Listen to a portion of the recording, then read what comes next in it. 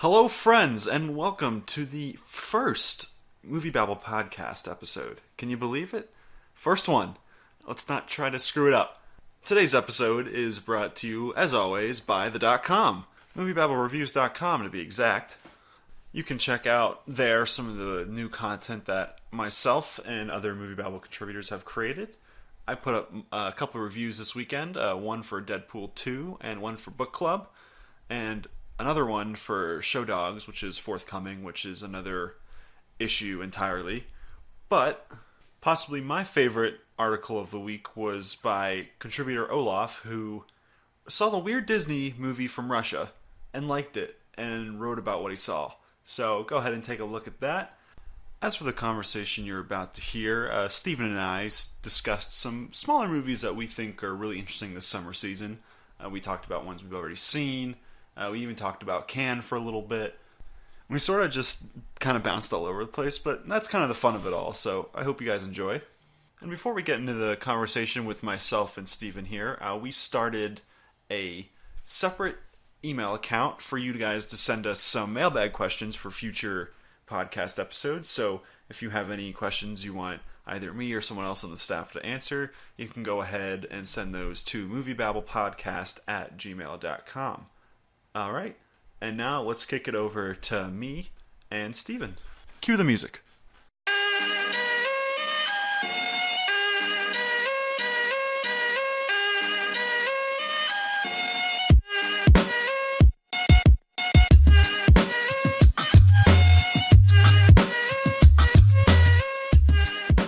With me right now on the inaugural MovieBabble podcast is MovieBabble contributor Stephen Finlay. Stephen, how do you feel about being the first guest on the show?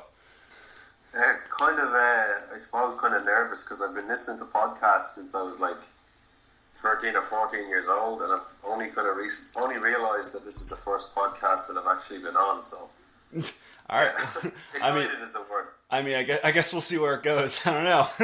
We might. And you're the same. I mean, this is your first podcast. Yeah, right?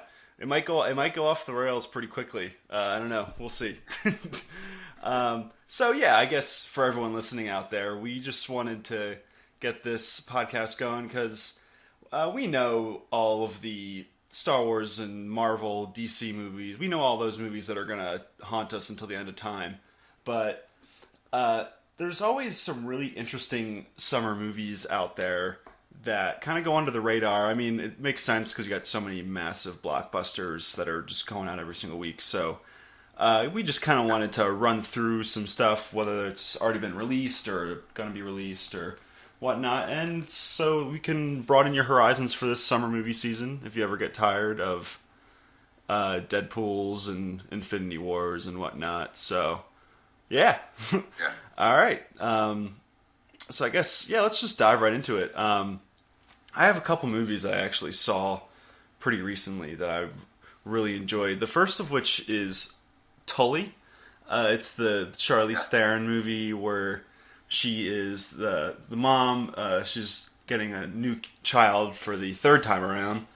It's with directed by Jason Reitman and his writing partner Diablo Cody. So they were the people behind Juno and Young Adult. So it's kind of like that same type of movie in a sense. Thank you for smoking as well. Yeah, exactly. Yeah, it's definitely like it's that's familiar setup that you've seen from those movies before, where it's the struggling parent and going through parenthood and wondering if you can do it all and things like that.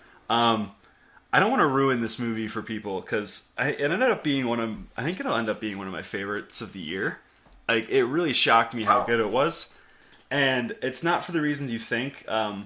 It's kind of presents itself, I know from the marketing material, it's just kind of a very soft, like gentle movie that's looks like a warm blanket, and it's really not that at all. It's really more of a discussion of postpartum depression and how that manifests in a person. So it kind of it's a lot by the end of this movie. I don't know, is that one been on your radar at all?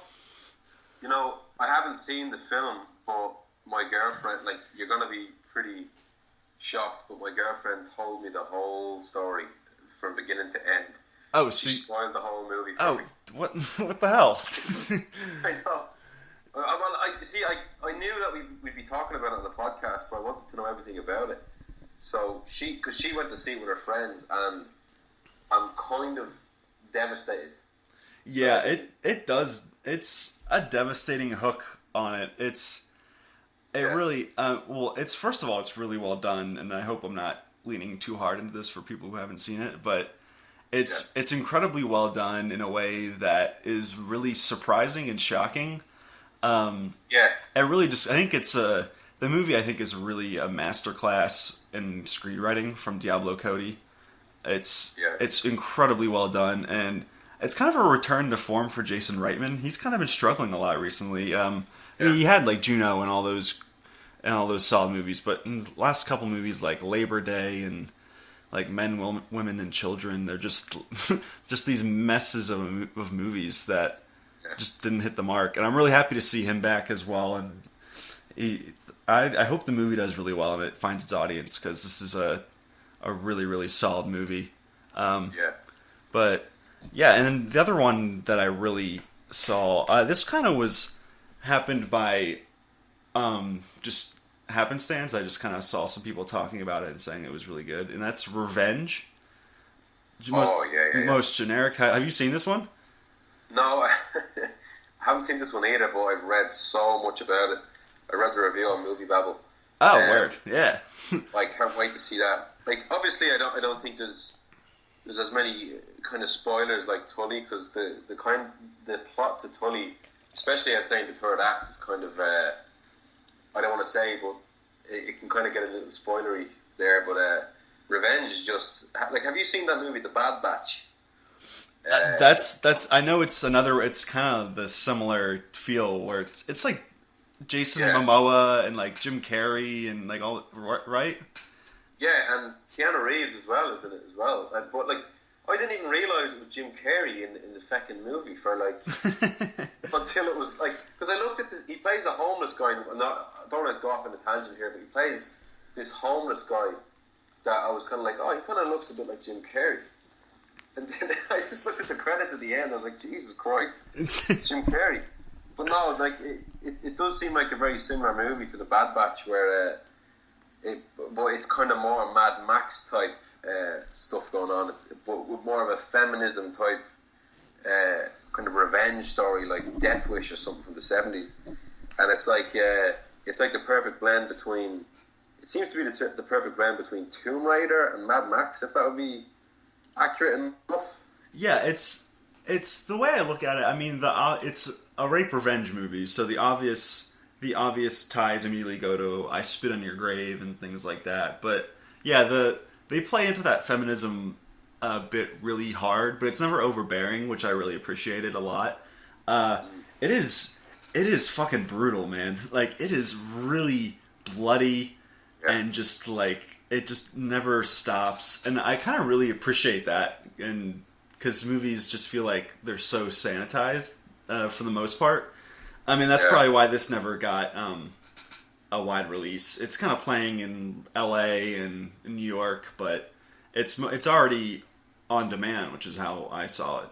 But it's just really gross, and I think I read when I was researching the movie that the people who the prop guys ran out of fake blood like on numerous occasions, just because it just got so gory in some of the scenes, and especially at the end. In the end, they're like slipping on blood, and it's really absurd. But it really uses like that, because in B movies all the time, it's if you've ever seen Red Letter Media or anything like that, like there's just so many B movies where directors who are ill-equipped just used rape and things like that as plot devices without really understanding what it means. And this is like, I think this is a first-time director. It's a French director. Her name's like Coralie Farget. I probably butchered that really badly. I can pronounce the name either. She knows. She's listening. She gets it. But she's just turns all those tropes on their heads. and it's really impressive to see her kind of work within that same framework. It's obviously very super low budget. She like there's some moments where the camera's flying around, you can kind of see pixels sometimes in there. Yeah. So it's alright. They're working on a pretty shoestring budget, and it's legitimately a 4-person cast. There's no other extras or anything like that. But I would definitely recommend this one. It's really, really fun and gory, and it has a really cool message. And a lot of people are saying that the lead, Matilda Lutz, is one of the best women characters of recent memory. I don't know about that, but she's really solid, and I think she needs to be someone to watch out for later on. But yeah, the movie just looks gorgeous as well. You can tell that they really, really pumped a lot into the visuals in this movie. I know there's a lot of blood and guts and stuff, but it is like that, Fury Road type cinematography going on in that film. And I read Ryan's, I'm going to butcher this name as well, but Ryan St. Hilar's article on MovieBabble. I thought that was really good. It was like a really kind of short analysis of the film. I haven't seen it, but he starts talking about the male gaze and how it's kind of when I was reading it, it was kind of reminded me of Dusk Till Dawn, where the first 20 minutes is a movie you think is this, and it's clearly just breaks down very quickly into just a crazy, off the wall, violent vampire movie. Where this was the same. It's super effective and simple, and it just tells you everything you need to know. And there's no fat on this movie at all. They just kind of get into it. Obviously, these people are weirdos, and then the plot goes from there. And then it's really fun. It's already on demand, so I know totally might be a little more difficult to find, just because it's playing in smaller release, and it might already be leaving theaters because it came out right at the beginning of May. But Revenge is already available at home and on Amazon and things like that. So I would definitely, that one is very, very solid, and I would definitely check that out. But so you were really interested in Cannes, because by the time this is out, Cannes will be the previous weekend. So is there what's going on that front? I really haven't been paying attention, honestly, but I'm aware of some of it. Yeah, I mean, there's been a few. It was kind of it was the first Cannes Film Festival since the whole Harvey Weinstein scandal, right? Disgrace. Yeah. And did you see Ozzy Argento's big emotional speech saying that she was involved with Harvey Weinstein back then when she was 21, and the whole kind of theme of this year's Cannes was sort of like revenge, just kind of like coming back from the dead, sticking it back to the man with this whole Harvey Weinstein scandal. Because certain movies as well, like what other movies do we have here? We have a couple of movies that, like the first movie that really kind of got the attention was Shoplifters, right? Which that was I don't even know much about that myself, but that was the big surprise. It won the Grand Prix. Is that how you say it? Like the Palme d'Or award? I don't know. Palme d'Or. Sorry. Yeah, they're French. I don't know. I have no idea. Sorry to our French listeners out there, but I got no idea. There's going to be a lot of names in this podcast. Yeah, we're going to, just to say this right up front, we're going to butcher a lot of names here. So, apologies just to start out, and so you can deal with it. We got our apologies out of the way, so you'd be all right. Yeah. But like this is the big surprise that this won, because it's a Japanese movie where it centers around this kind of family of characters that are practically homeless, and they take in a child, and it's basically just them about just surviving, and it's meant to be a really a movie that's got a lot apparently. Oh, and, interesting. So Kate Blanchett and Kristen Stewart were part of the jury this year as well. Yeah, I saw that. That's really interesting. Yeah. I mean, you can understand Kate Blanchett, but Kristen Stewart is a little bit random or something. I know she's been around since, I don't know, the first movie I saw her in was in Panic Room when she was only a teenager. But oh wow, yeah. What a pull! I don't think I've thought of Panic Room since it came out. Neither have I. I think that's. I mean, obviously we just know her from Twilight, but she's kind of been around. I've been meaning to. There's that one really weird indie movie that she did. It was like Personal Shopper, I think it was. I didn't get a chance. I didn't get a chance to check that one out. Did you see that one? But apparently she was like very, very solid, and that movie as a whole was really, really solid. Yeah. No, excuse me. I haven't seen it, but I heard she was great in it. Like she does kind of have that side to her. I know everyone looks at the whole Twilight fight, but she really, I think she could in the next maybe 5 to 10 years. Who knows? She could probably get a bit more. I don't know. Bit more of a prestigious background. She has that sort of taste anyway, and she was in an interview recently talking about how, you know, she wants more inclusivity in she just wants more female characters to be inclusive, which I think is a good thing. Oh, totally. Even when we're talking about, I don't mean to be like a a white knight here or anything like that. I really don't mean to be pretentious when I'm saying this, but even looking at movies like Revenge and Tully. And there's another movie, Girls of the Sun, which is a French war movie. I think it's actually time for women to just be able to play more vulnerable characters in movies where you can actually be a bit more invested in them, because I just hope that's the way things are going now. And that's the kind of central theme around Cannes at the minute, I find. Yeah, I think it's really interesting on that front too, where there's been a lot of, I think, it's kind of weird because ever since Wonder Woman, there's been obviously Me Too brought in a lot of discussion for its own right, but ever since Wonder Woman, there's been that really interesting discussion of what the women lead should be. And like what's a strong character, what isn't. I think everyone really packed on James Cameron for that one, because he just came out and said that.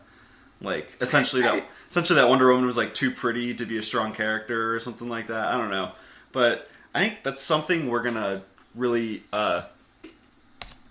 This will be a big year for that as well. I think with coming off of Cannes and just the other movies that are coming out. But yeah, so I get. Well, that was a long tangent, but all right. So back to Cannes.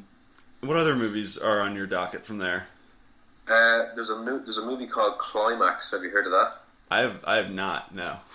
Oh, this is crazy. I mean, if you're interested in, Lars von Trier's another movie, what's it called? The House that Jack built. Oh yeah, it's very similar. I want to know. Yeah. I want to know who hurt Lars von Trier and what we can do to help him. He is alcohol hurt him. he even admits it as well, that alcohol kind of has always played a bit of a, it's always been a bit of a crutch for him. Oh, is it really? I had no idea. Yeah. Well, without getting into his personal life. Yeah. Sorry, Lons. Yeah. No, but Climax is very similar. It's a movie that's kind of, again, it's like a musical sex orgy film. Oh, that's fun. Yeah, it's kind of crazy. It sounds like a lighthearted romp. Yeah, that's kind of an understatement. If you want to watch this trailer, you can go check it out. But Sophia, this is another name I might butcher, but Sophia Boutella she's from Kingsman. She was the runner. Yeah, she's awesome. She's awesome. She's really good. Yeah, she was also in Mummy as well. With Tom Cruise. But this whole movie apparently is just about a big mad musical orgy party, and everybody in it is just murdering each other, having sex with each other, and like surprisingly, I know everybody's talking about the house that Jack built as the kind of major controversy when it comes to violence, but Climax will be a close second, because apparently 7 people, I think it's seven people walked out of the cinema at Cannes here, as well as Lars von Trier's. Oh, really? The house that. Yeah, because it's pretty nuts and off the wall, and it's an A24 production as well. Like they published the movie. A24 are just really killing it at the minute. Oh, they're so good. I have a list here of films that are just coming out and they all look fantastic, and it's all A24. Yeah, that's kind of where I'm at too. They have their kind of straight to video kind of sector of their release schedule, where I think it's like through DirecTV. They have some weird deal with them, but like, all their movies that are intended to be theatrical releases are just outstanding. I can't remember the list off the top of my head, but I think I had, including my top 10 of last year and the honorable mentions, I had to have at least like 5 or 6 A24 films. Oh yeah, they just get it, man. They just yeah. I don't know what it is. Maybe they just give. I think a lot of it is they give their creative partners a lot of range to tell stories they want to tell because they're on lower budgets. But even like their movies I don't really gravitate towards. I didn't really love a ghost story that came out last year, but that was just so interesting. Even though it wasn't I didn't think it was the greatest movie. Some people love that, but it was just so weird, and it had Casey Affleck as a ghost underneath a sheet just for the entire movie. And it was just the weirdest thing, and I was so interested in it. But I don't know, just whatever they do, I know it's going to be a different theatrical experience than I'm used to, just because everything they do is just so weird and interesting. Yeah. Like, Swiss Army Man. Remember Swiss Army Man? Yeah, that was... Yeah, didn't people walk out of that at Sundance or something like that? Yeah. Or something weird? But I thought it was brilliant, though. Like, I thought it was really kind of creative and funny and kind of sad as well. Yeah. But then when you compare something like that to, The Disaster Artist, for example, it's like they really... And that's a biography. Like, that's a real, true life story. And then they go off and do something crazy like Climax. Yeah, it's like they really don't care. They really just go in balls deep and making the best movie they think they can. Yeah, I'm not always sold on when people walk out of the theater at festivals. Just because, you hear about it all the time, and then you see the movie, and it's like, oh, what was the big deal? Kind of like with Swiss Army Man, yeah. Like. So, like, a dead guy gets a few boners, and then people walked out of the... Like, I don't know, like... I kind of get it, because they're just, like... It's probably... They have no idea what's coming at them, so they just, like, are just hit by, like, this avalanche of, like, a bizarre thing that they're just not prepared Weirdness. for. Yeah, but... Just weird. Yeah, the Swiss Army Man is the definition of weird, but it's definitely... Yeah. It's definitely not, like... I wouldn't... It's whimsical. It's like a magical experience. I don't know. Yeah, psychedelic experience more like as well. Yeah, it's like those type of movies are kind of made for that type of audience as well. Yeah, like totally. have you seen this new? I actually didn't even talk to you about this over email, but you know what? Did you hear about this movie coming out called Hot Summer Nights? Oh, that's the Timothée Chalamet movie, right? Yeah. It's a weed movie. It's all about like how this kid kind of gets involved in dealing weed. Yeah, that's right. I saw a trailer for that one. That looks. And again, that's A24 too. So, they've just been really getting it lately. And that I think that movie's out in July in the US. Yeah, I think so. It's kind of like it kind of looks like the art house version of Pineapple Express. Yeah. In a way, I think that's what I'm gonna. Compare all these movies to, because we can get into it later on, but just most of these movies on my list too that I want to talk about are the indie version of like a bigger movie. Yeah, which is, it kind of seems like that's the way indie film is going. Kind of, it's like that kind of high concept idea, but on a smaller scale. I don't know. That's just my idea, but yeah, they all seem very. I don't know what it is about these types of movies where you kind of follow young characters, like Sorry to Bother You as well. Yeah. Where you look at a character who's kind of down on his luck, young, and then again you have a kind of a cool supporting cast as well. And these are kind of the movies that I see coming out in the next while, where they kind of really. They really just go for it with this kind of weirdness Like, Sorry to Bother You even looks a little off the wall as well. Like, even in the trailer, the part where he's sitting down and he's talking, and he's like, he's a black guy, but as soon as he uses the white voice, he's like, success. Yeah. Because he's working at the market.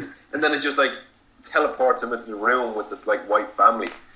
It's like, those are the type of movies where, those are the type of trailers where that kind of makes me go, oh, this isn't your conventional film anymore. Yeah, we can just get into that movie right now. I am so excited for that movie. I think that's one of my... That was the one... I guess this is the longest tangent I think I ever have been on. I mean, I guess we can get back to Cannes at some point, but whatever.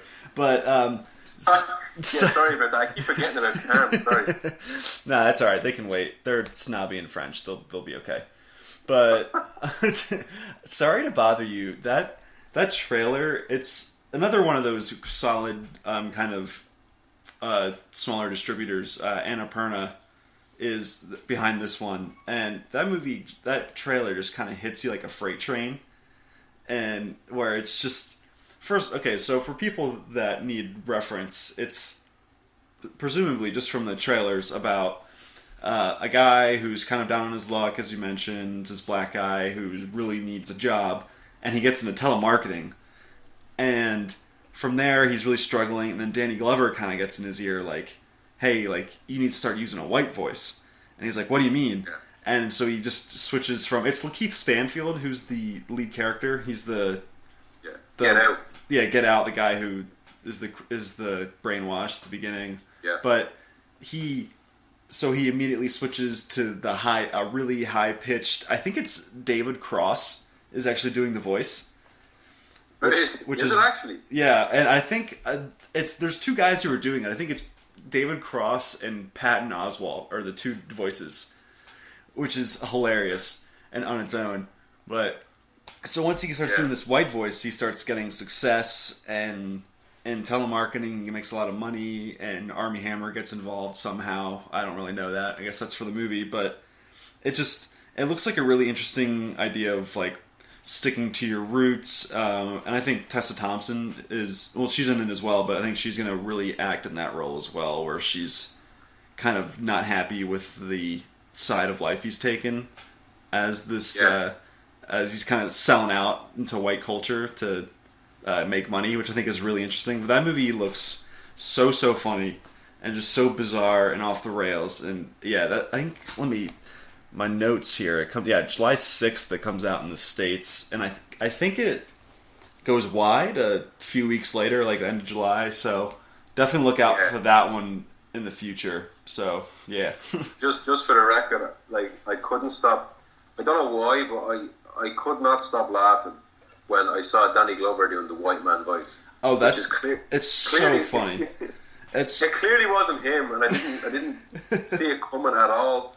I thought at some point in the trailer he was going to say he was too old for this shit or something like that. But when he did the white man voice, and it's kind of cheesy as well. I'm kind of ashamed that I laughed at it, but it was funny. I don't know. Yeah, I just thought it was funny. I think that's definitely going to be just a bonkers, off the wall movie. That I mean, I don't want to... I'm going in with really high expectations on that one. I hope it doesn't disappoint me, but that's one of the better trailers I think I've seen in a really long time as well, but I don't know. The director is Boots Riley. It's kind of his directorial debut, kind of. He's made a few shorts, but he's more of a soundtrack guy. He done the soundtrack for Superbad. Oh, really? Which, he's done a few soundtracks. But Future Bad is kind of, I would say, kind of that similar kind of tone to this movie. But this is his directorial debut, so we'll see how that goes. Absolutely. So, all right, back to Cannes, which we just took the most circuitous route to get in there. Is there any other movies that we need to talk about from Cannes that are going to be a big deal? Yeah, well, actually, like Sorry to Bother You, which kind of deals with the same racial kind of topics, but Black Klansman, is that how you say it? I don't even know how to say this. Oh, the Spike Lee film? That was that kind. I think it's Black Klansman, but it's just really stylized with that extra K in there.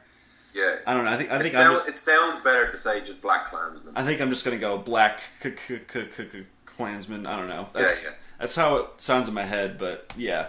Yeah. That movie was that was shown at Cannes as well, and it seems to be getting really good a really good reception. If I had to kind of pick any one of those films that would kind of make it big at maybe next year's award season would be this film, because it's Spike Lee's kind of big comeback, and it does deal with race, and it stars John David Washington, which is Denzel's son, if you didn't know that. Oh really? I didn't know that.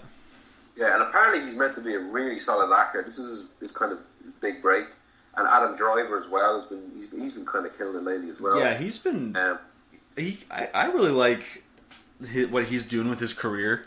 He's just kind of, I mean, he's in the Star Wars and everything, but he's also just in like these really weird, like smaller movies that I'm kind of really happy to see that. It's just really interesting, I think.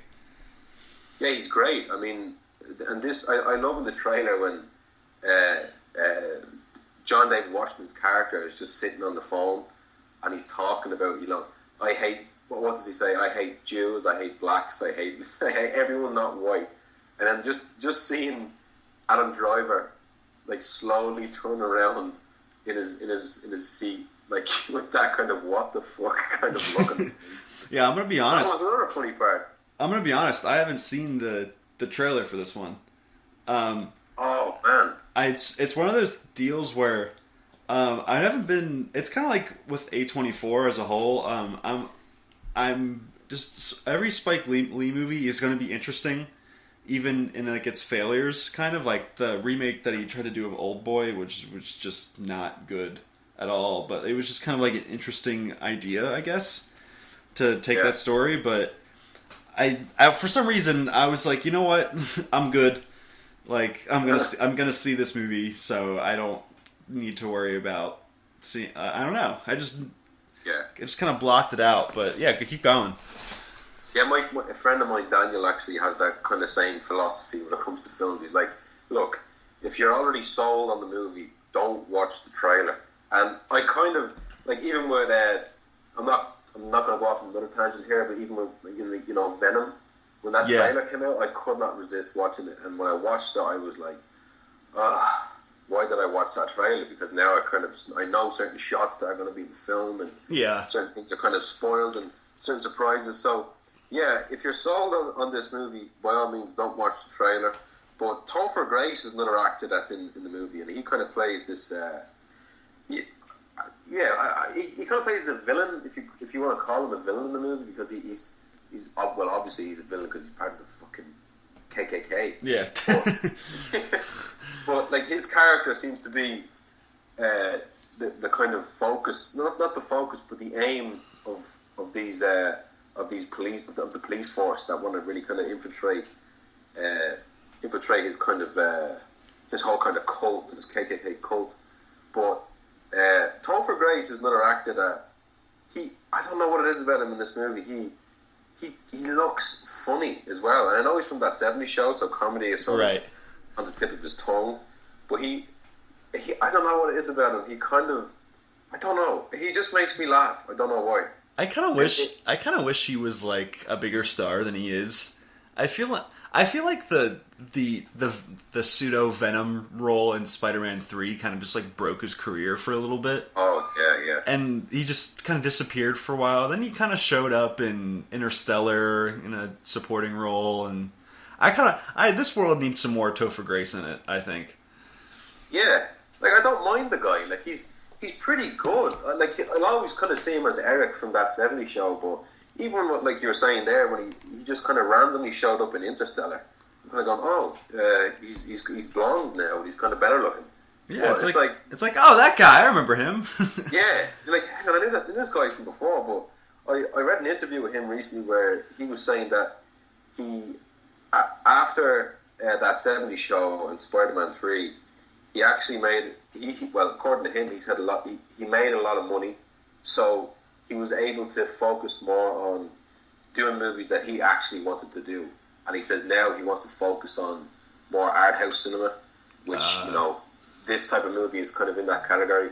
So I think the future's kind of looking up for Topher Grace, kinda, because I don't think people are kind of looking at him as a huge star.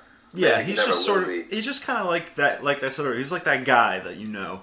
When you see him in a movie, it's like, oh, I remember him. He was in some movies that I saw. You know. Exactly. Yeah. I don't know what it is, but apparently, now this isn't a spoiler, but the rumor is that Donald Trump is actually in the end of this movie. Really? Yeah. Now I don't know if that's going to be used as maybe, I don't know, footage of him somewhere else. I highly doubt he's not actually going to be in the movie with like a kind of cameo role. But apparently he is in the movie, or someone else is playing him in a very, very small kind of cameo role. But apparently, he is in the movie at the end of it. I wonder if it's like some type of like hook right at the end, like it's some news footage that has to deal with like some legislation of like racial divide or something like that.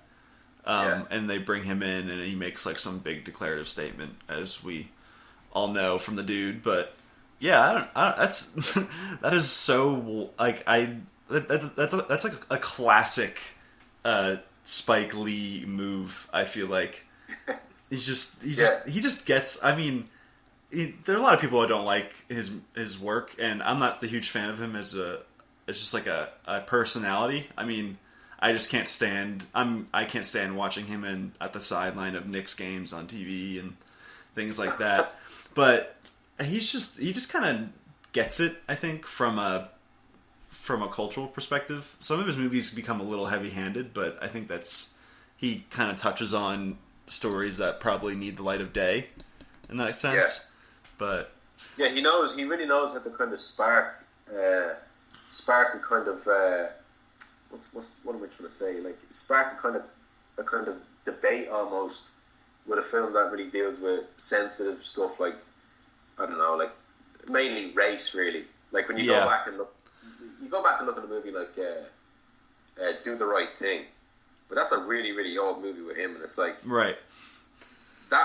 that's the sort of shtick of Spike Lee, and I hope that comes back, because I can't think of a time now that's any more kind of divided in the Western world now. Yeah, in America. I don't live in America. I'm not American. You are, so I don't know what you think about that. But maybe Spike Lee is kind of. It's kind of better now for him that he will be a bit more relevant, hopefully. Yeah, I think. I mean, I don't want to get too political here, but it's just I definitely agree with that kind of divide. The left and right is just so far away from each other that I think that someone almost radical in a sense from his filmmaking perspective, like Spike Lee, is like a big shot in the arm to have conversation.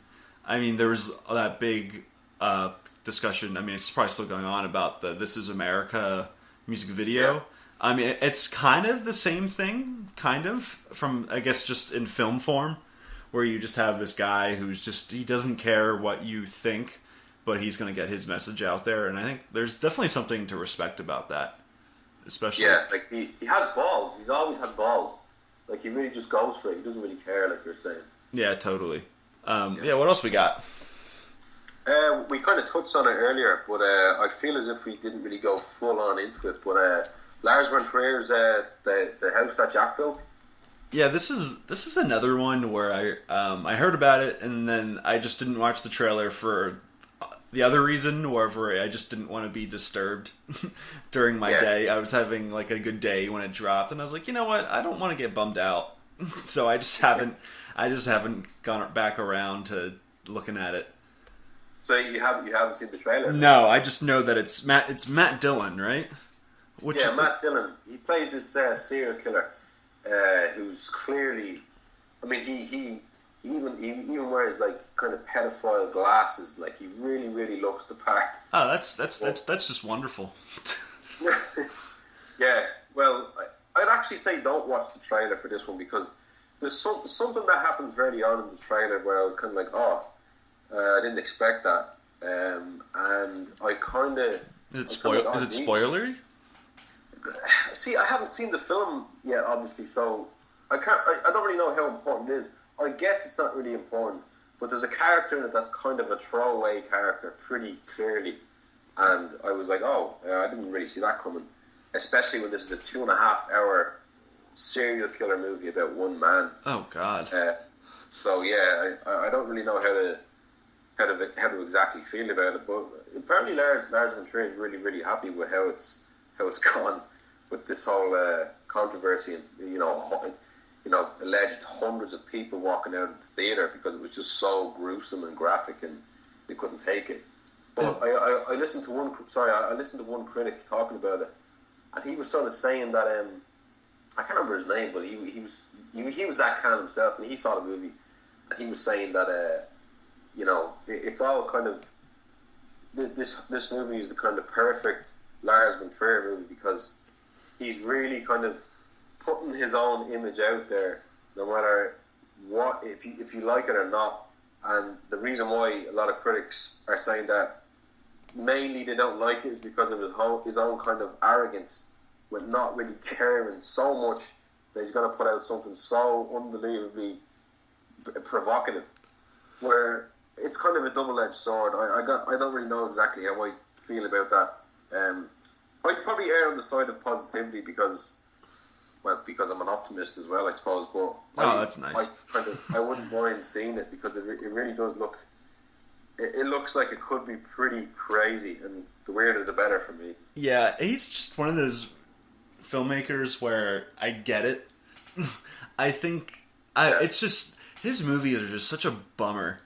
Like there's like Melancholia, where it's just you're just waiting for people to die for like 2 hours or whatever. It's just like you just need to be like depressed to watch his movies. And I mean, as a critic now, it's you just kind of have to go and see everything. But it's just you just have to just prepare yourself to just be like beaten in one of his movies, you know? Yeah, and there's an audience for that, definitely. I mean, it's not. I don't know if there's going to be like a Saw movie or Hostel, or it's probably more on the side of Hostel, but it's definitely going to take it. It would probably have a more artistic spin on it, the way he's always sort of done. But yeah, I think we should definitely check that one out, no matter how we feel about it. Yeah, I guess I'll just have to just sack up and go see that one. It's going to be weird. But yeah, that's pretty much the biggest. I kind of can't really think of any other movies that really bit me here when I was looking at Cannes. Girls of the Sun as well. Oh, what's that one? I haven't heard about that. Yeah, it's a French war movie with pretty much an all-female cast and an all female directors as well. And it's kind of I'm pretty sure it's a true story. It's a retelling of a true story where this kind of band of female, band of women just trying to take back their hometown from these extremists in a battle. So I really don't know much about that one myself, to be honest. But that was shown at Cannes as well. It's a Kurdish family that attempts to take back their land from extremists. So. Is it kind of exploitative, or do you just have no idea? No, I don't know if it's exploitative now, but it looks fairly straightforward. I couldn't really find much about it, but that really got a lot of attention as well. So I kind of like when there's just nothing about a movie, and you just kind of hear about it, and you're like, oh, okay, I guess that'll be pretty good. There was a couple I watched for last year. I watched The Killing of the Sacred Deer, kind of with that in mind. Where I was not prepared, but I just had no idea what was going to happen. I was like, oh, I heard this is like a movie that like people saw, so and I just put it on, and then like the first scene is just like open heart surgery. So I was like, oh god. I know, yeah. Oh no. And I like being pleasantly surprised like that. Like there's an actor in that movie, Barry Keoghan, who's actually an Irish actor as well. He's born in Dublin, bred in Dublin apparently, like exactly where I'm from, and he was in Dunkirk. He was got this major spoiler there for Dunkirk, but he's in American Animals as well. That was shown at Sundance too. Yeah, that's one I mean, yeah, if we just want to jump right into other movies we want to see, that was one that was on my list because I think when I was compiling my list of just random movies that I was interested in on a smaller scale this summer, a lot of it was about the kind of like the story behind it.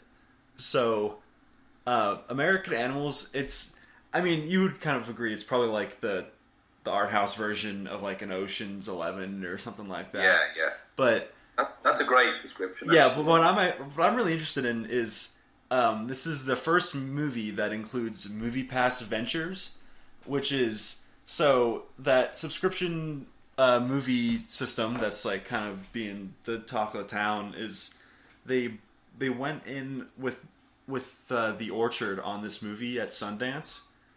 And so they're co-distributing this movie. So the idea behind it is that they get in on basically all types of profit that go into the movie going experience.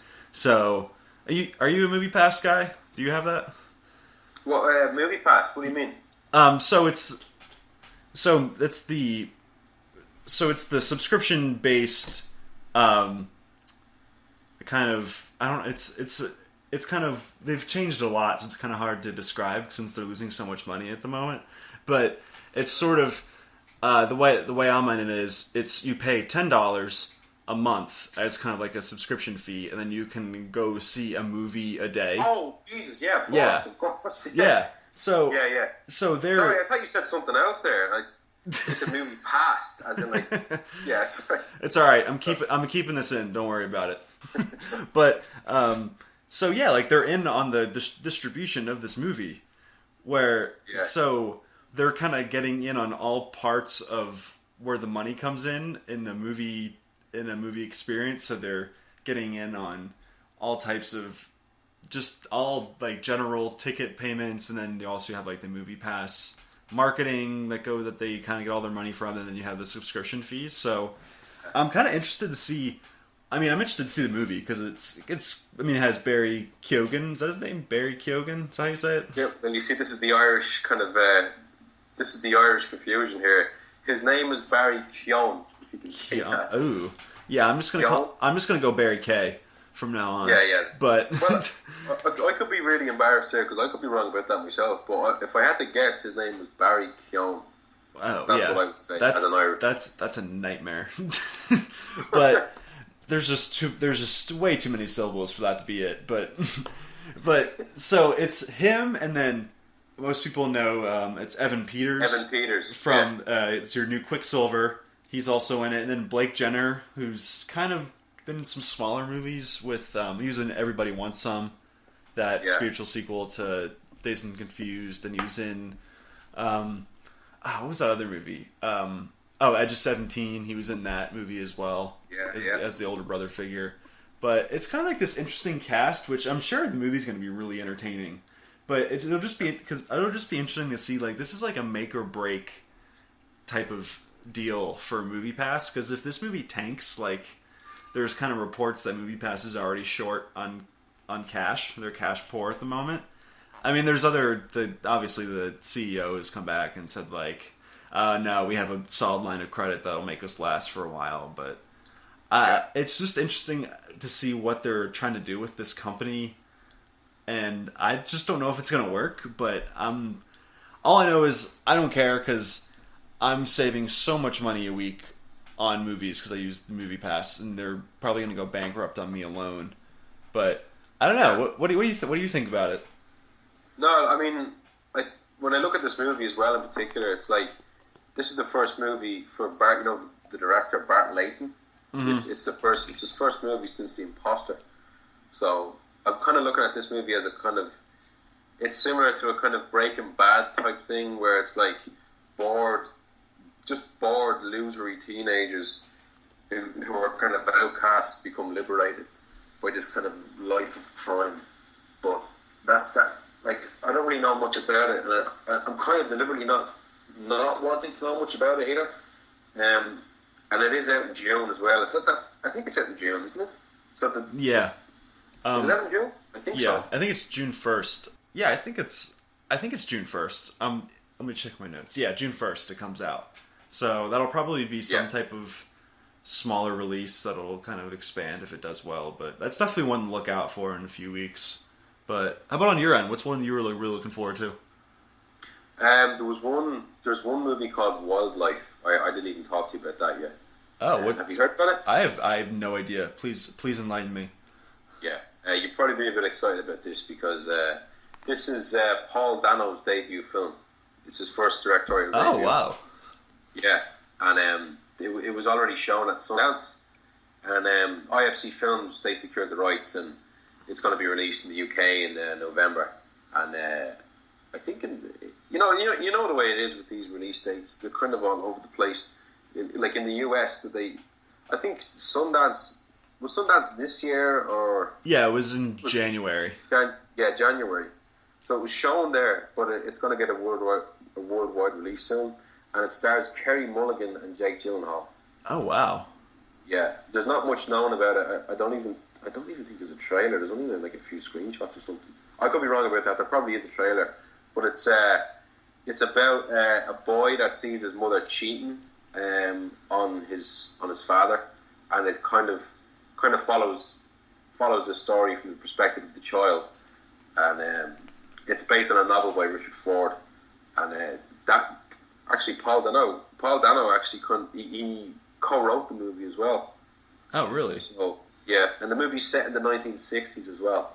So this is kind of a new hurdle for Paul Dano, but I have a good feeling about him because he's always been really I liked Paul Dano because he just seems like a guy who's always sort of been gung-ho with the film industry and making films, and he seems like a guy that could be really talented in that area. I don't know.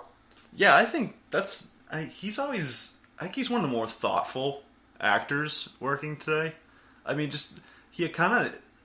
I think my first major introduction to him was There Will Be Blood, when he was opposite Daniel Day-Lewis, and he just kind of creates these characters that are all very separate from each other. And they all have like their little tics and little like intricacies that are all different. So I think that's something that could really translate well to directing, because he has to like put everything on his shoulders and create his own vision kind of. So yeah, that kind of sounds really, really awesome. I'm not gonna lie. Yeah, there's a lot. I think you're right there, because a lot of actors seem to make good directors because they can understand exactly how actors kind of need to be to get into this zone for this character or whatever. And I think, like, even with Little Miss Sunshine, the first time I saw him was Little Miss Sunshine, and then I was introduced to. I think I saw that before There Will Be Blood. Funny enough, but it was Little Miss Sunshine, and then you see him in Prisoners as well. He doesn't even. Oh, he's great in Prisoners. Yeah, he's really underrated in that. Like, and I know the likes of Jake Gyllenhaal and Hugh Jackman are sort of stealing the show there, and they're fantastic in that movie. But it's like Paul Dano is that kind of he has that Gary Oldman thing going on where he can kind of disappear and you don't even notice him a bit sometimes.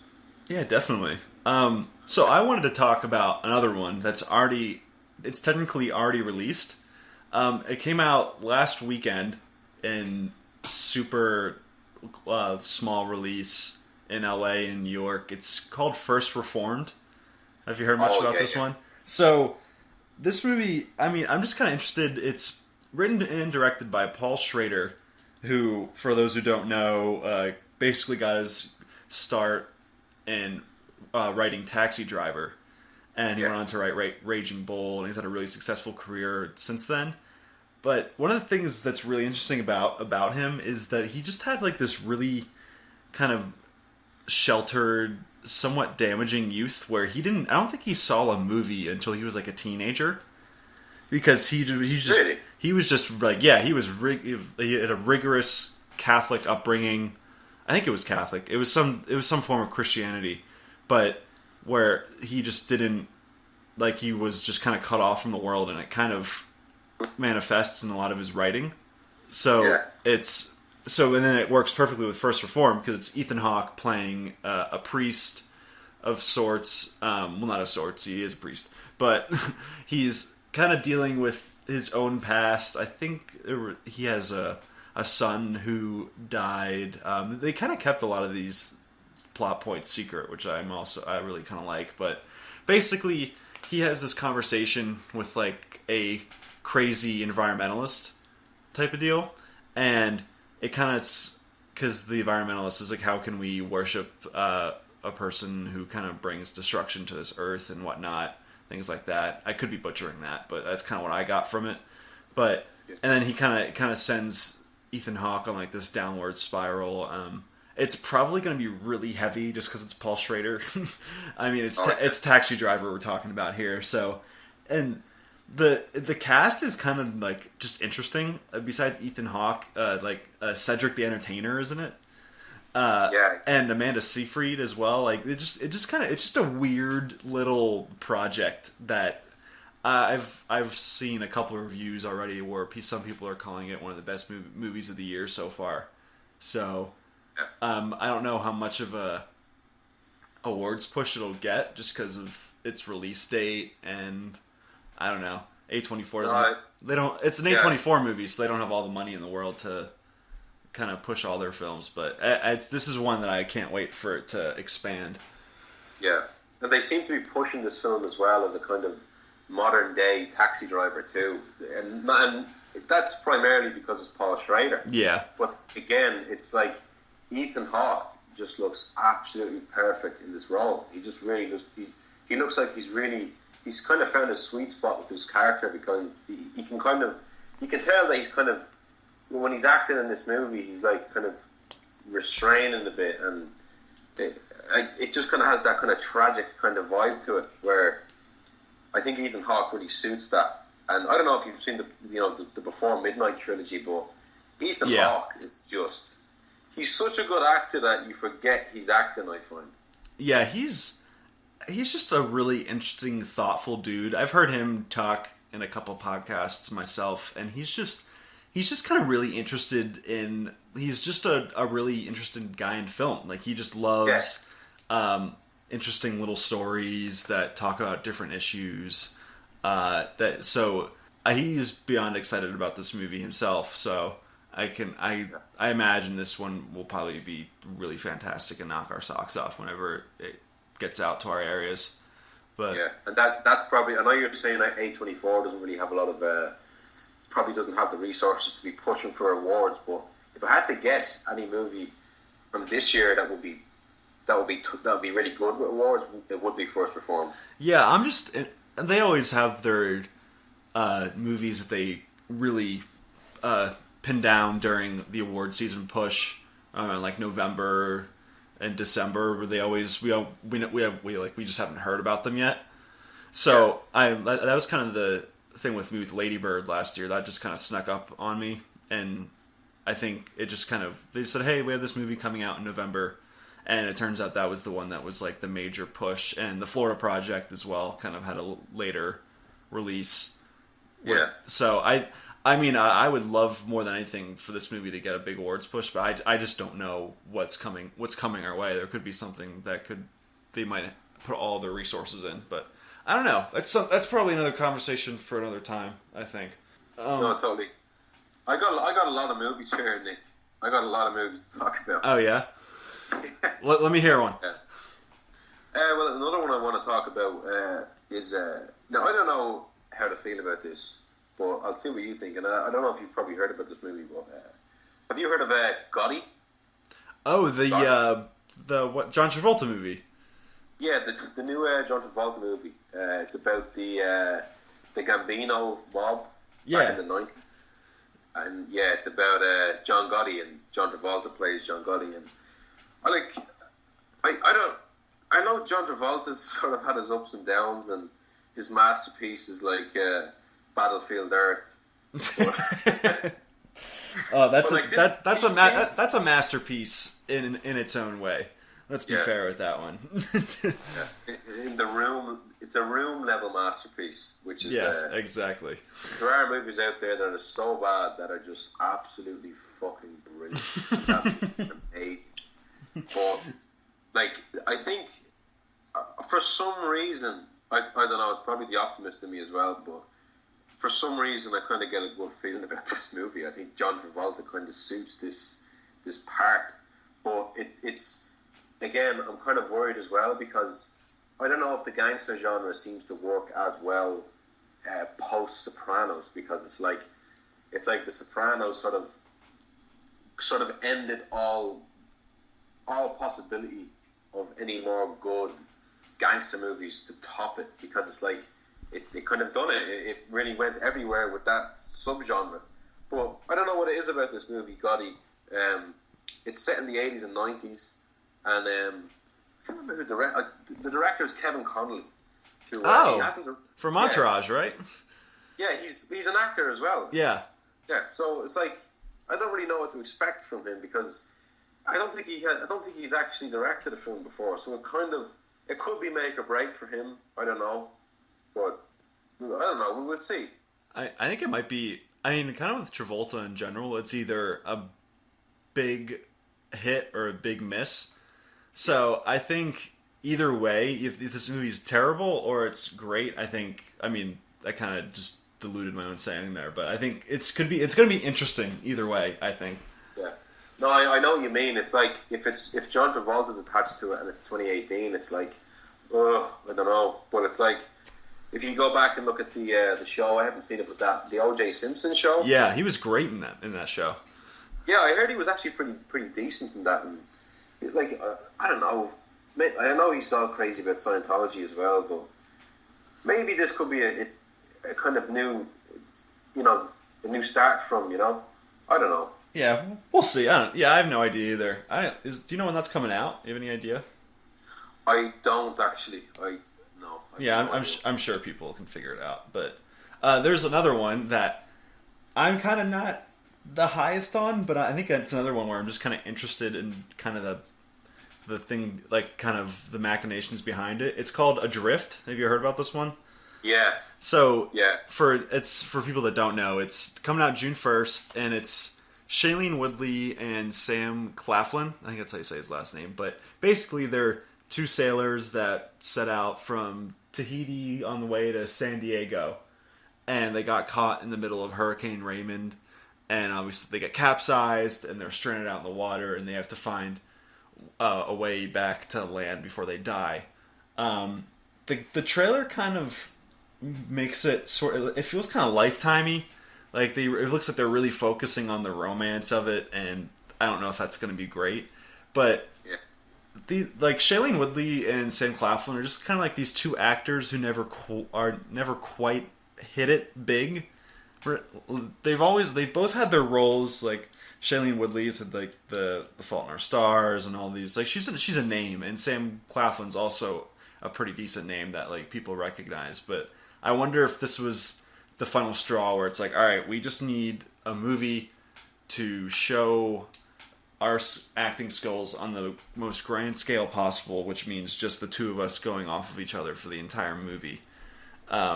So I don't know. This movie could be terrible, but I think it's one of the other ones. I think all of them on our list, they could be terrible, but they're interesting, I think. Yeah, no, I'd agree with you there. It's like the movie. When I looked at the trailer, it was like, Jesus, this film. The trailer starts off as a kind of typical, almost rom-com. Yeah, it's kind of weird. It just doesn't play right. It's kind of bizarre, but then as it goes on, it kind of turns into a sort of 127 hours type situation where it's just kind of rough and really kind of, oh my god, this is really hard to watch. But it's like it's directed by here's another name I'm probably going to absolutely destroy, but Balthazar Kormaker. Yeah, something like that. Yeah, which is kind of weird when you go back into his film history, because it's like he's actually made kind of, what would you call, kind of like action, like Contraband and Two Guns. Yeah, and then he went on to make Everest. Right. Yeah. Like 2 or 3 years ago or something like that, and now he's sort of carried that on now with Adrift, which will be sort of in the same realm as Everest. But, yeah, it's kind of like, he kind of looks like he likes telling like these disaster movies with like a small focus type of deal, because Everest was just a bunch of smaller, like just a group of, what is that, mountain hikers, I don't know. But yeah, it's just, he just kind of, I don't really know what to make of him. I think his movies are like, they're functional, but I don't know if I've ever seen a great Balthazar Kormaker movie. Yeah. I mean, like, I don't really look at it as, it doesn't really grab me, to be honest. This film. I mean, I know what you're saying about. I mean, I like Shailene Woodley. I actually do like it. The first time I saw her was in The Descendants. Yeah, she's really good in that movie. Yeah, she's really, really good in that film. And that was the first time I watched her. And it's sort of like, there's a joke. There's like, they throw around the kind of joke with her. It's like, she's the poor man's kind of Jennifer Lawrence, which is kind of shallow. Yeah. So I happen to really like her. I think if she was given a bit more, I mean, I know she's probably going for more art house stuff, but, and I know she does the Divergent, that she did the Divergent trilogy. Yeah. But, I mean, I don't really mind her. I think she could be good in the next 5 years. You could see a bit more of her. I think she's good. Yeah, I definitely think so. What else you got for me? There was another movie I forgot. I'm actually really excited about this one. Oh, all right. Maybe not too excited, but do you see Searching, the movie Searching? Yeah, that was on my list too. I'm really excited. What did you think of that? So I guess we should just explain it off the top for people listening. So it's John Cho, the Harold and Kumar, the new Star Trek movies, and it's basically him trying to find his daughter who's gone missing, just completely on like technology. The entire movie takes place kind of either on like a phone screen or on like a webcam. But yeah, I've heard of, like, there's some kind of early reviews for this one, and they're all really, really positive, which is kind of surprising, but because it's a Screen Gems movie from Sony, and they're kind of never solid in quality. They're kind of just cheaper movies that they can kind of just throw out there and make a quick buck on. Yeah. But Searching looks really, really solid, and it's comes out in August. It's kind of one of my more anticipated movies of the summer. Yeah. And it's like, it's not only because the plot is pretty terrifying. Like, it's pretty much about a parent who, it's his daughter who goes missing. Mm-hmm. So the parent goes online to kind of track down all her friends to find out where she's gone. And then it's like the whole kind of mystery, and the whole kind of, what am I trying to say? The whole kind of shock of the film is that he thought she was this person, and then he finds out that she's obviously not, and he finds out that she doesn't really have a lot of friends, and it kind of snowballs from there, and then it gets very, very like, you could not. I'm not a parent myself. I don't have any kids. Yeah. But this seems like a movie that really would really hit hard to a lot of parents out there, because social media, it really does deal with that whole kind of thing of social media, where it really can be dangerous, and that's going to be the kind of central theme around this film, I'd say. Yeah, it's another one of those. John Cho is another one of those guys where it's like, he's just really good in everything he's in, and I really hope this is like a good star turn for him, because I just want him to have a nice meaty role to just show how good he is, because he's really, really good, and he's a lot more than Harold from Harold and Kumar. But yeah, my worry is that I don't know if I'm going to be able to take him that seriously in this. Yeah, he is one of those things that he's kind of ruined, because you've seen so many laughs with him in the past. Yeah, but I do like him though. Like, I do like what he's doing here with this film. I do like it. So all right, so I got another one here. It's another A24 film, so shocker there. But can I guess? Can I guess what this one is? Actually, go for it. Is this Under the Silver Lake? Yes. Is that on your list too? Yeah, that's on my list. Yeah, so I watched the trailer for it like once, probably a few months ago, and from what I remember, it's Andrew Garfield just kind of meets this random girl. I think it's played by Riley Keough. I don't know how to say her last name, but she's an actress. She's been around, and so she's just kind of like swimming in his apartment pool complex pool. And then she just kind of disappears, and then it's up to Andrew Garfield to just kind of like find her. in LA, and like it kind of leads him to like the dark underbelly of this city, and it's kind of surreal. So yeah, it's just another one of those where I don't know much about it, but it's A24, so I'm sold, and I will see it. Yeah, exactly. And it's directed by David Robert Mitchell as well, who was behind It Follows. You know, It I Follows, didn't even realize it was from him. That's so good. Yeah, that's another thing that really makes it kind of promising as well, because like I love that movie It Follows. I thought it was I know a lot of people think it's overrated and it's a bit slow, but I really love that film. And yeah, I think it's one of the better contemporary horror movies of like the last like 10 years. Yeah, Tarantino absolutely loved it apparently. He also likes weird movies though. Like there was one for what was the one? Oh, he said whatever year it was. He said that The Intern was like the best movie that year, or something like that, with like Robert De Niro and Anne Hathaway. Yeah, it was like the weirdest thing where he was like, that movie was great. It was so good, and all of us were like, what? Yeah, it kind of goes to show that he's really watching movies. He's really watching every movie. Well, yeah, that's why his movies are so great to begin with, because when he was young, he just watched all like the blaxploitation movies and all like the Japanese kung fu movies. Like the guy's just like an encyclopedia at this point. Oh yeah, he is just a library of films in his head. He's kind of this generation's genius of like, because what he's able to do is that, I know we're going off into a tangent here again, but it's like Quentin Tarantino can appeal to like all audiences. He really can. Like definitely. I remember when Django Unchained came out back in 2012, it was like everybody would not stop talking about that film, and it was just all it was a cowboy movie. It was just a Western movie. Yeah, that had a strong racist kind of angle. Very strong. Yeah, well, yeah. I think the N word is said like over 100 times or something. It's something absurd. I think it's the most ever in a movie.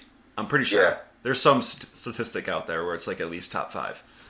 Yeah, even more than 12 Years a Slave, which is pretty heavy as well. Mm-hmm. Yeah, But totally. yeah, like this movie Under the Silver Lake is it does look kind of mysterious. It doesn't. I wouldn't say go in expecting. I haven't seen it yet, but I wouldn't be expecting It Follows from this, like any sort of similarities from that. But it does seem like a kind of quirky, almost detective movie to find out where this girl has gone, and it is a bit of a mystery. Yeah, it's just kind of, I don't know, it's just one of those weird movies that definitely a bigger studio wouldn't pick up on. It's just, it's just a weird thing that I'm kind of happy it exists, even though I haven't seen it. So, I don't know, we'll see. But what else you got for me? Well, this isn't a movie that's very high on my list, but Destination Wedding. Yeah, I just saw the trailer for this one the other day. Yeah, it's kind of if for anyone who doesn't know, it's a movie. It's by Victor Levin, and he's the big producer behind Mad Men. But it stars Keanu Reeves and Winona Ryder, and it's basically the plot of it is that they meet each other. They're complete strangers, and they meet each other getting onto a plane, and I'm not really sure. They kind of end up going to this wedding where they kind of it's obviously a rom-com. It's pretty clearly a rom-com, but it's kind of, I don't know. The last time we saw Keanu Reeves and Winona Ryder together in a film was Francis Ford Coppola's Dracula. I think that was the last time we saw them.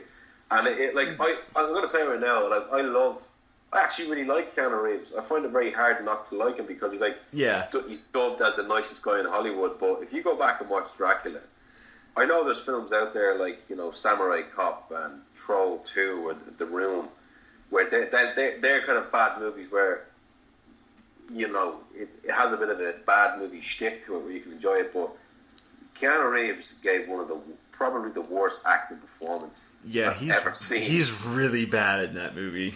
Yeah, it's awful. He just needs to be used correctly. Like he's really good. Like in the John Wick movies, he's really good as like this kind of like this force. He's perfect in the John Wick movies. He's spot on. Yeah, but if you try to like get him doing like Shakespeare or anything like that, like no, like just stop. I mean, you could probably respect him for giving it a go back then, but it's like, oh my god, the scene where he's sitting down eating dinner with Anthony Hopkins, who plays Van Helsing in the movie, and it's just like he just cannot escape, what's it called? Bill and Ted's Excellent Adventures. Like he can't escape Keanu Reeves, and he's sitting there going, "I know where the bastard sleeps," and it's just like, fuck, this is so weird. And it's like Winona Ryder sitting there looking at him going, "Oh my god, I don't know what I'm doing right now." but with Destination Wedding, it's like maybe they can redeem themselves because the acting actually does look not even in the same realm as Gary Oldman's Dracula. Yeah, I actually like. It's not the movie that's the problem. It's just Keanu Reeves acting. Yeah, that's pretty terrible. The movie looks kind of cute in a way. Like it's just kind of them bickering the whole time, which is kind of in the trailer. It never got old. It's actually really really funny throughout. But I kind of hope they don't get together in the end, because there's a studio, like a big budget like studio version of this where they hold hands in the end and like they like become married or something like that. But like these two characters just kind of look like two despicable people, and I think it would be really perfect if like they just the movie ended before any type of relationship happened. I don't know. Maybe that's because I just saw Book Club the other day, and it was the most sanitized, like clean, fluffy movie I've seen in a long time. Where it was just the most cliche thing where like characters are like gonna go to the airport and run down their person they love, or people meet on rooftops and tell how much they mean to each other in the moonlight. Like it is just all cheese and I mean, it's kind of cute because it has a lot of fun actors in it from over the years, but it's just one of those things where I just kind of want some of these romance films to be a little messy. And I think this has the potential to do that. Hopefully. Yeah. No, we'll see. Like I don't care if it's terrible. I'll always love Keanu Reeves. Oh, same. I'm just excited for John Wick 3 coming out next. I think around this time next year. God. I was hoping to talk about that actually. Oh, go for it, man. Well, I know it's so long away. I know a year is so long away to wait for John Wick 3, but my God, you probably don't know how much I love those movies. Me and my friends will watch John Wick over and over and over again, and I don't know what it is about those movies. It's just like it's proper gun fu. Yeah, it's so great. Yeah, I don't know what you think about those movies. Oh, those two are some of the most entertaining movies to come out in recent years. And I just can't wait for the third one because I mean, spoilers for John Wick 2, which you should have seen already because it's been out for over a year. But it basically where it leaves off is that everyone in the world is an assassin. Yeah. So that means Keanu Reeves is basically going to have to fight everybody in the world. Which it's gonna be. I can sorry to cut you off, but it's like you can even describe this sequel as like an apocalyptic John Wick movie. Yeah, just take my money. Just take all of my money to see that movie right now. Yeah, I cannot wait to see that. And it's like the ending of the last, like spoilers again, but like the end of the last one, the second one is like it kind of reminded me of the end of The Dark Knight. Yeah, where Batman is running off and taking the blame, and he's on the hunt, and John Wick is sort of in that very similar position, and that's what kind of got me really excited. I was like, oh my god, this is like The Dark Knight all over again. It was like The Dark Knight is like one of my favorite movies, like my top 5, honestly. But it's like John Wick 3. I don't know if David Leitch. I don't even know if I'm saying his name right. I can never get his fucking name right. But David Leitch, I don't know if he's actually. Do you know if he's attached to this one? I think it's the other side of that duo. Chad Stiles. Yeah, he directed 2, if I'm correct. Yeah. So I'm pretty sure it's just his movie this time because Leach is going off after Deadpool. He's doing the Jason Statham Rock Fast and Furious spin-off movie. Oh, is he? I didn't know that. Yeah, so he's doing that. So I think he's preoccupied with that one. So I'm pretty sure. Yeah, it's just Chad Stahelski's job from here on out. Yeah, and it's kind of a testament to how successful those first two John Wick movies are, because not only is the sequel coming out, but I heard rumblings of a TV show coming out as well called The Continental. Yeah, so did I would watch that in a heartbeat. I think that's I think it's the perfect setup for some big, long TV show with just a bunch of assassins. But yeah, I don't know if Keanu Reeves would have any involvement in that, but just that whole kind of underworld of gun crime and John Wick type shit is just really appealing. Yeah. So I cannot wait for John Wick 3. Like when that comes out, I'm ordering the biggest box of popcorn with butter. Yeah. And I just gonna get all my friends to go see it because we really geek out over those movies. Yeah, I just can't wait to see which kind of small appliance he uses to kill someone next.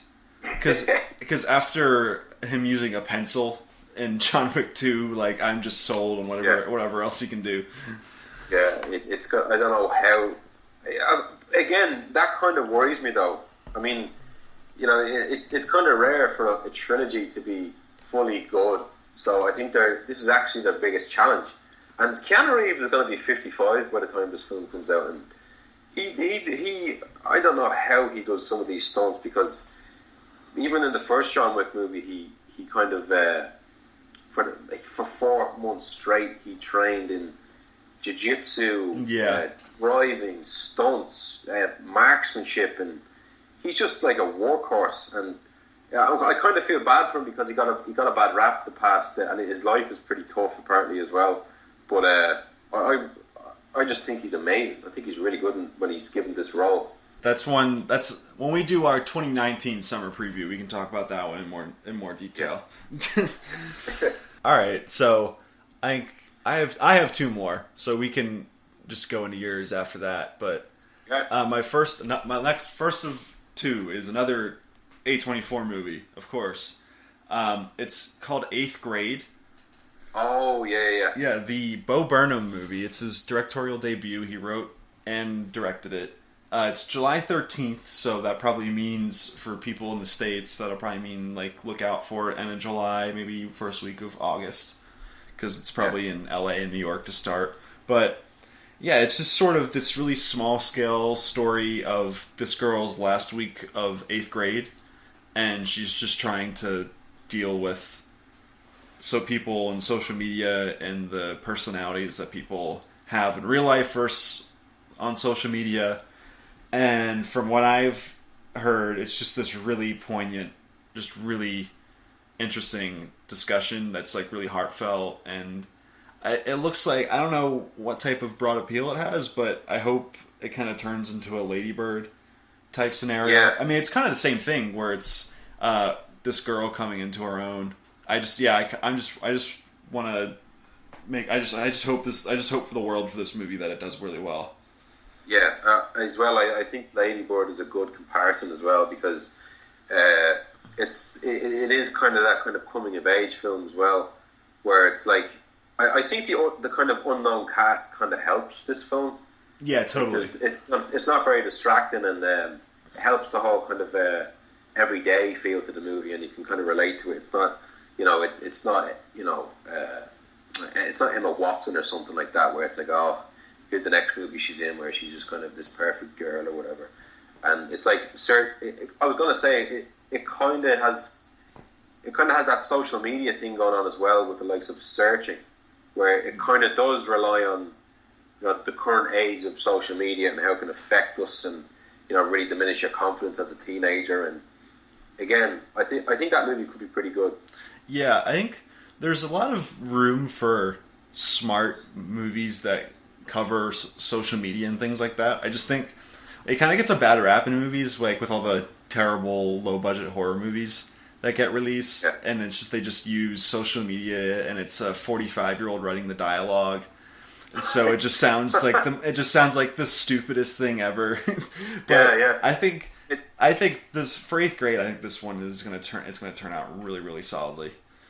Yeah, well, there is an audience for it, definitely, because when you look at something like 13 Reasons Why, That's that was true, pretty big yeah. when that came out. So, and the second season is out now, which I haven't really heard much about myself. But no, there's definitely an audience for it. I can see this film definitely making some noise anyway. I don't know. I hope so. And then we kind of talked about this one before. I just really wanted to jump to it really quick. The Happy Time Murders. Oh yeah. This movie could be the worst thing ever. Yeah. It could just be not funny in every way, but I'm gonna be there opening night to see a bunch of Jim Henson Muppets. Yeah. Well, before we go, I think we should probably explain what this is first for anyone who doesn't know. Yeah, do it. Go ahead, you got it. No, this is basically it's basically a Muppet movie, but it's not for kids at all. Think of Sausage Party, where you watch the trailer of Sausage Party, and like, oh, this is a funny kids movie, like this is the new Toy Story or whatever, and it's like a minute into the trailer, it's like it's not at all a kids movie, and it's like with the Happy Time Murders is just like exactly that, and Melissa McCarthy is in it, and there's a lot of sex jokes, murders in it, there's violence. There's even one scene, I know we spoke about this scene in the trailer, but there's one scene in the trailer that's just like, you'll know it when you see it, but it's just two Muppet characters are having sex in an office, and one of them, the male character is ejaculating, and it is going on fucking way too long. It goes on. Jesus. It goes on so long to the point where it stops being funny, but then it keeps going, so then it's funny again. Yeah, imagine seeing that in like as a trailer before a movie in the cinema. My brother, when he saw Deadpool himself this weekend, and he said that trailer played before Deadpool. And that's kind of perfect though for Deadpool. Yeah, and apparently he said it brought the house down. Well, that's good. I'm not saying it's going to be a complete disaster. I mean, it very well could be. It very well could be though. Oh yeah. It probably most likely will. Yeah. I mean, if you just look at the whole kind of setup of this film, it is really, really, really ridiculous. Oh, totally. So, I don't know, but still, I wouldn't mind seeing it. Yeah, it's the one thing I'm kind of excited for. So it stars Melissa McCarthy as this cop, and she has a Muppet cop sidekick, or I don't know if they're just buddy. It's a buddy cop movie with the Muppet and Melissa McCarthy. Yeah. And it looks like Melissa McCarthy, like a lot of her movies are she's acting ridiculous and she's the loudest one in the room. But with this one, it kind of seems like she's kind of like the straight woman, or the straight, like she's the straight man in the comedy to just the absurdity of the Muppets, which is kind of just like a different lens for her. So I hope she's incredibly talented, but I hope this is a really just a kind of departure from her normal work. Yeah, I mean, it could just end up to be another Ghostbusters. Yeah. It's just like pretty much a complete catastrophe, I'd say. Yeah, we don't want to get the internet mad at us for that one, but... Yeah, well, I know a lot of people are really crazy about that film. They love it, and I know what they were trying to do with it, but I don't know. It's just like, it's kind of like Ghostbusters is sacrilege. Yeah, I'm in the same boat with you on that one. It's just, and then I watched the director's cut for it, and it's just 15, 20 more minutes of them just like riffing, like the worst part of the movie, and there's like a dance number in there. It's really bad. It's really bad. Well, I actually like Chris Hemsworth in the movie. Yeah, he was pretty good in that. I mean, yeah, he's kind of just an idiot, but like he's really good at it. He's really good at acting that kind of hunky, gorgeous, stupid Thor, basically. Yeah, basically. He's just great in it.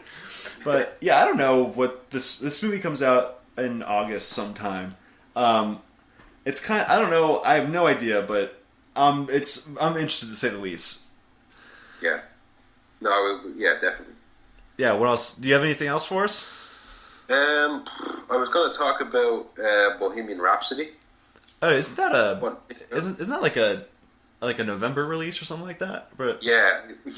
I mean, I don't care. Like Screw it. I have all the control. We're talking about it. Let's go. sorry. Yeah, I didn't realize it was going to be released so long, but I think it has a kind of interesting story behind it. How it was made and the whole involvement with Sacha Baron Cohen as well. Like, did you know about that? There was something, wasn't it, where he wanted to be involved, but he didn't like the way they took the story or something like that, so he bowed out at the last second. Is that what it was? Yeah, that's exactly it. He was on I only saw recently an interview on Howard Stern with him where he was saying that apparently he wanted to make the most, accurate, authentic Freddie Mercury movie. And Freddie Mercury, he has like just a library of crazy off the wall stories because of his whole his homosexual lifestyle, right? And he apparently Sacha Baron Cohen, in his typical Bruno fashion, wanted to include scenes that were pretty crazy and in your face. Like one scene he wanted to put in was a party, a gay party where a lot of midgets walked around. Oh God! They had plates strapped to the top of their heads with cocaine lines on them, and so they didn't like that. So like, look, we cannot do that. And people like Brian May, the guitarist in Queen, just wasn't really on board with that idea. Yeah. For example, and they kind of the last I heard was that they ordered a court injunction as well for Sacha Baron Cohen, where he couldn't even make the movie on his own accord. He couldn't even make it himself. Oh, interesting. It was that serious. But that said, I still think that the movie it still could be good. I mean, Rami Malek looks really good in that as well. Like, I don't know what you think about it. Yeah, I think it's at the very worst, it's just like a big music video of Queen songs, which is, I mean, it's not the most entertaining movie experience, but like it's still just nice to hear the music, I guess. On that pure, just visceral level. But I don't know. Malik looks really good. That trailer that was dropped, I just didn't give me much to latch onto at this point, because it was literally just a cut up of just classic Queen songs with like one line of dialogue. That one line of dialogue though was really good, where he was talking about how he thinks that the studio guy thought 6 minutes was really long, and he said, "Well, if you think 6 minutes is really long, then I pity your wife." And that one, really good line. But yeah, it's just kind of, I think it was it was a teaser. It's kind of just like, all right, this movie's coming out, so put it on your radar. And for someone like me that kind of already knows that's coming out, it's like, oh yeah, it looks like a movie. Yeah. I definitely think as well that it's a type of performance as well from an actor like Rami Malek, where if I had to put money on it right now, he could probably, I don't know what you think, but he could probably get an Oscar nomination for something like this.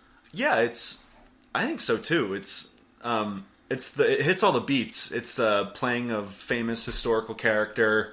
Yeah. November release date. Yeah. Oscars. The Academy loves that shit. So I think that's definitely a possibility.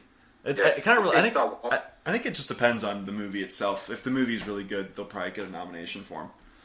Yeah, I've actually I've doubts on the movie, because now I don't even know if it's kind of good for me to be saying this, but Sacha Baron Cohen was talking about the kind of setup for the movie, and he was saying that I don't even know how he didn't get in trouble for this, but I don't even know. But why did I bring it up? I probably shouldn't have even said it, but yeah, it's like a spoilery thing about the film. But obviously, I think we all know that Freddie Mercury died, so it's like Sacha Baron Cohen said that about halfway through the movie, or at a pretty short, length into the movie, Freddie Mercury actually passes away, and it's kind of, the movie shows the recovery of the rest of the band, which Sacha Baron Cohen wasn't really all on board with. Which, I don't really know. I don't really like the sound of that myself. Yeah, that kind of, I mean, I hate to say it, but no one really cares about the rest of Queen. other than Freddie Mercury. Like, I'm sorry, Yeah, yeah. but he's the guy who sells all the tickets and it's the name recognition. But I don't know. Yeah. All right, so I have one more that I really want to talk about. I think we kind of forgot about it, and I don't know if it's on your list or not. But it's called Upgrade. Have you seen this one? Oh, yeah, Um, yeah.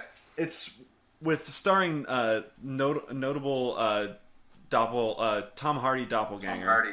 Tom Hardy. What's his name? It's Logan Michael Green. Logan, yeah. Is that it? Logan, oh my, yeah, it's something like that. Logan Marshall Green? Yeah, I think it's Logan Marshall Green. That's it. Yeah. But yeah, it's him starring. It's directed by Lee Winnell, who's the guy behind Saw and Insidious and all those things. And it's kind of about this crazy futuristic body augmentation where Logan Marshall Green's character becomes a quadriplegic, and he gets like this really like it's called STEM. It's like this really like kind of robotic thing that they put on his spine, and basically they basically put like a computer in his spine, and it kind of gives him the ability to walk and he has this just a massive computer in his like really intelligent life in his head, and so he uses it to take revenge on the people that killed his wife, and it looks insane. The computer can take control of his body under his permission, and he fights like crazy. There's one guy who got his arm augmented, and he has a shotgun in his arm. Where this movie just looks bonkers and incredibly violent. It comes out June 1st. Funny as well. It looks really funny too. Yeah, it just looks like this. I don't know if it'll probably be a tonal like nightmare in a sense where it'll just be all over the place, but it's going to be entertaining as hell. Yeah, it's kind of a genre mix as well, and it's kind of if you look at it, you can kind of look at it as kind of an homage to RoboCop. Mm-hmm. You know, he's sort of totally. like this, he's physically enhanced, and his family were killed, and it kind of has that same tragic story. But I'm really that's coming out next month actually, isn't it? That's June. I think it's the first week of June. Yeah, and it looks really funny as well. Like I was saying, and Lee Winnell, like say what you want about him, but I really like Lee Winnell. I always did like him. Like he keeps quiet mostly. He doesn't really do much. He's pretty much only attached to Saw. Saw was his big break, and then it was Insidious then. Yeah. But I know he's sort of synonymous with James Wan, which is he's taken off in a different direction now. Yeah. I'm interested to see where Lee Winnell is going with this film because it looks pretty original, I'd say. Yeah. Kind of original. It's from what I've heard, it's really really fun, and you kind of know what you're going to get if you've seen the trailer. Like you kind of know what you're going to get going into it. But yeah, he's another one of those guys who's quietly just put together like a really great career, almost. I mean, he has 2 great franchises. He's a really prolific writer. He's not the best actor. He's been in the last couple Insidious movies, and he's not the best as an actor. But I think he's just a really talented dude. So that's kind of I hope the best for him in every sense of the word, kind of. Yeah. Well, me too. Yeah. Definitely. Is there... Alright, so you have... Give me one last... I got one more movie. Yeah, one more. Bring the house down. One more one. Yeah. We can wrap it up now. Let me see. I'm going to try and pick one that I'm really excited for. I think we can actually... We can conclude this with maybe an Irish movie. Alright, sounds good. I don't know if you've heard about this, but there's a film coming out called The Little Stranger, which is it's directed by Lenny Abrahamson. I have no idea what this is. Okay. Do you know Lenny Abrahamson? He directed Room, not The Room, Room with Brie Larson. Oh, okay, yeah. Yeah, he's an Irish-Polish director. He was really good. He directed Frank with Michael Fassbender. Right. He directed a really good movie. That's kind of a cult Irish film called Adam and Paul. I don't know if you'd be interested in checking that out. It's kind of it's a movie about these 2 homeless dudes. Yeah, I don't think I ever heard of that one. Yeah, Irish people absolutely love that movie. It's kind of funny and sad at the same time, but Lenny Abrahamson is directing this movie called The Little Stranger, and it's based on a novel. It's kind of a spooky movie. I don't know if it's a horror movie, but it's about I think it's about this doctor in I think the 20th century who goes to this hospital to take care of these patients that are kind of going crazy, and I think it kind of could have a supernatural kind of twist to it as well. But it stars Donald Gleeson, who is an Irish actor. There you go. Yeah, you know him, but Leonardo DiCaprio would call him Donald Gleeson. He's calling terrible names, but it's currently in post production, so there's not even a trailer yet. Right now, there's only an image or two. But Lenny Abrahamson is really, I think he's really great as he's a guy who doesn't really seem to like Irish film, because I read an interview with him not too long ago where he was saying that all the work is kind of dried up in Irish, Irish film, and they don't really invest in stuff. And I don't really know if he really loves Irish film, but I don't know. I think this could be pretty noteworthy on his filmography in the future. A big shout out goes to Steve for helping me on this first podcast. I really appreciate him for that. What did you guys think? What summer movies are you looking forward to on a smaller scale? Whatever it is, please let us know. Please subscribe and comment on iTunes, on MovieBabbleReviews.com, or wherever else you get your podcasts. We really appreciate you listening to us. And yeah, until next time, thank you for listening.